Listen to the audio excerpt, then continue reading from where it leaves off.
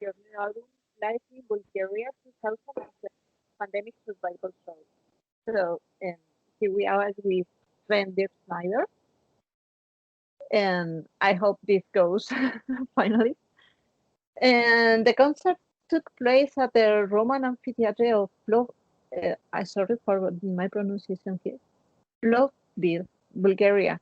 How was to play in such a particular place? Oh, that was awesome. I mean, the location is quite fascinating. So we were lucky enough that we had the chance to do this last year under those Corona circumstances. I mean, this was the only show we played during the whole year of 2020. So playing it in front of this amphitheater scenery was quite overwhelming. So it was really nice. Mm-hmm. And you in front of 2,500. How did you face that concert, considering that there have been 9 months since the band played together? Did you have time to do some rehearsals before? Yes, absolutely. So we managed to do, I think, 3 or 4 days. We came together before we flew to Bulgaria, and we had some rehearsals before that. I mean, that was also quite challenging because, we are all living in different countries, so we had to follow the restrictions, and if it's possible to come together to practice or to rehearsal. So we were there with, of course, with mask and keeping the distance. People had tests. People were in quarantine. Like, for instance, Andre and Tilen, they are from Ukraine and Slovenia. So they flew into Germany, and then they had to stay in quarantine for a couple of days in a hotel by the airport before they came to see us. And so we tried to do it as responsible as possible. Let's put it this way. But Yeah. if you haven't played together for 9 months, I mean, you have to do a couple of days of rehearsals before you go on a stage, and then especially if you want to record it on DVD, that's something you have to do. So it's extra pressure Yeah, because you're recording it. absolutely. Yeah. How has someone who's used to play 200 concerts, because with a band you play 200 concerts in a year, to stand still for a whole year with just one concert in during this all this time? I mean, yeah, I would lie if I would say that this is a nice situation. If like the thing you do for a living, and the thing you do what you love, and what you put hard work into gets away within a day. I mean, like, there was the rules, and then the concert stopped. So I mean, that's a tough situation, and we were really unfortunate that we had our last tour in 2019 in December. So it was clear that we are not going out until April 2021, and then Corona pretty much stopped everything. So it was obvious that we can't do our Russian tour as planned and as scheduled, and all the festivals weren't able to put it together because there are just too many people coming together. I mean, from different countries and stuff like that. So I mean, this situation is quite challenging for everybody, I guess. We don't want to complain. We could, we said, okay, we swapped the work from live to studio. We are lucky enough that we can do that, and we wrote another U.D.O record in that time. So that's something we were really lucky with. But in the end, it's a tough situation, and nobody really knows when we can continue the concerts. So there was a situation which is not really nice. Yeah, is it true? Personally, we had managed to go to Grasspop, and once again it has been cancelled. So and you, as you say, you haven't the certainty that it's going to take place next year. Exactly. So Yeah, I mean, you have to stay optimistic. That's the only thing you can do in this kind of situations. So, but to be honest, you know, I mean, all the big festivals in Germany, for instance, they all got cancelled already for this year. So I don't really see a chance. Wacken is staying positive. I mean, they want to do it somehow, but I would be really surprised if it really takes place this year.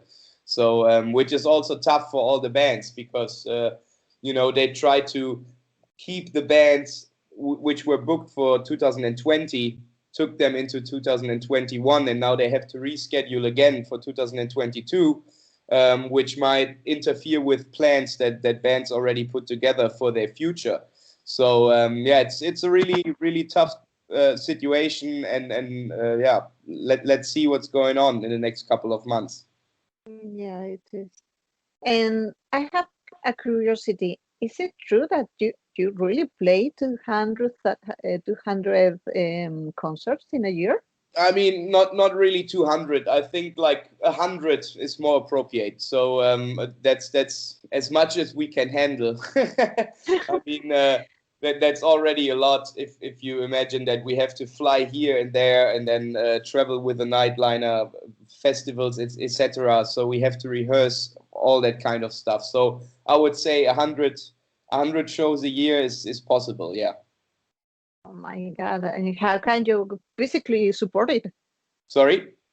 How can you physically support it? I mean, it's definitely nothing for people who are living unhealthy and stuff like that. I mean, we like to drink here and there, but that's pretty much it. I mean, you have to stay to keep yourself in shape and keep your body in shape, because otherwise that really doesn't work. Especially if you're traveling that much, you know, you are sitting in airplanes and all that kind of stuff. Not that much sleep, especially when we tour Russia. It's yeah, it's a tough job, but we love it, and that's what we do, and that's what we do for a living. So yeah, we want to do it again as soon as possible. Okay. So for this concert, you chose songs that have been rarely played before. How did you choose them? Are they songs that fans have keep asking for these years? I mean, it's always pretty tough to create a set list if you have, I don't know how many studio albums my dad put out with U.D.O, but I think it's 15 or 16 studio albums with U.D.O. So that's very, yeah, it's a tough thing to choose from, you know. I mean, there are so many different songs, and then there are songs which you can't leave away. For example, we can't do a U.D.O show without playing Animal House or They Want War. That's something that's already, yeah, a classic U.D.O tune. So this is, let's say, set, you know, this is the encore. We're going to play them at the very end, and then you just have to try to build a set list in between. Of course, we always want to try to play as much songs from the latest U.D.O record, which we play quite a lot of, from the Steel Factory album. We played quite a few songs, but yeah, it's not the easiest task to create a set list if a band has that many albums out. Yes, it's true. And last album recorded by U.D.O was We Are One, which was recorded with Das Musikchor des Wondersburg. Very good. Nice. How was the acceptance by your fans of these symphonics and metal compositions, and how was to compose it? I mean, the overall feedback was quite good. It was something different for sure. So I think a lot of people expected something different from us, and there were songs on it which are not the typical U.D.O kind of style, but most of the people liked it, I would say. And for us, it was really cool. It was such a good experience to do it together with the orchestra. Because they have such a different musical influence that we said we just want to keep it as open as possible. You know, give us your ideas and give us your input. We don't want to produce the classic heavy metal album, which everybody expects from U.D.O. So that was really cool and fun, because yeah, we kept it more open for us, challenging for us as well. Especially also for my dad to sing kind of different genres, not really genres, because we still kept it metal, I would say. I mean, it's still heavy metal with an orchestra, but yeah, there are different influences in there. There's classical aspects, there's let's say hip hop aspects. My dad is doing like a song with me where we kind of rap, but still it's heavy metal. So that was cool. Then we had a woman singing with us, Manuela Markowitz.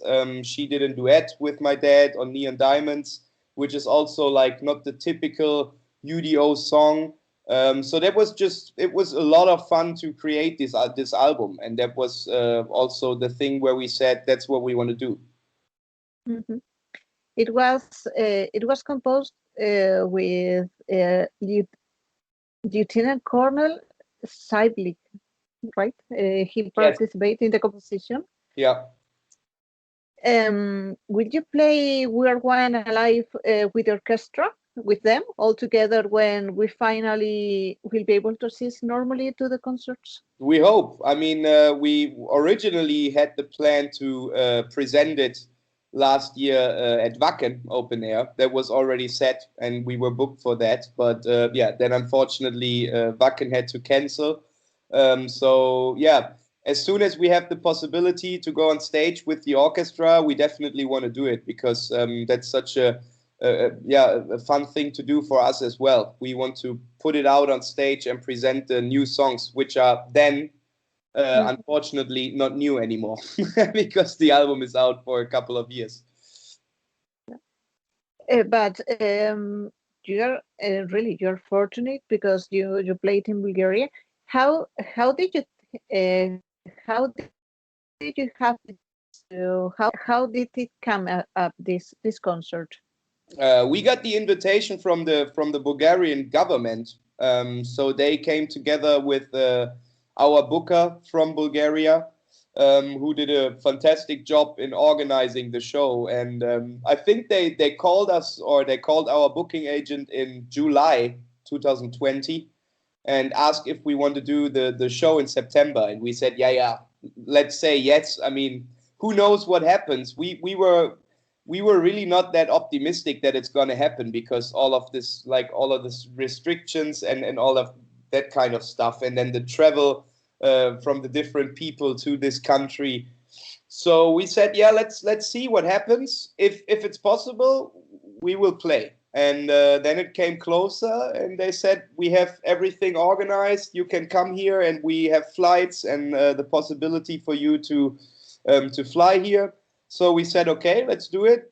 We came together with the production company from the local guys and organized everything. So yeah, that was the original request was in July 2020, and then we said, let's see, let's wait, and then it finally worked out, and that was the only show we played in 2020. Well, it's good. Yeah, that was a good experience for sure. Yeah.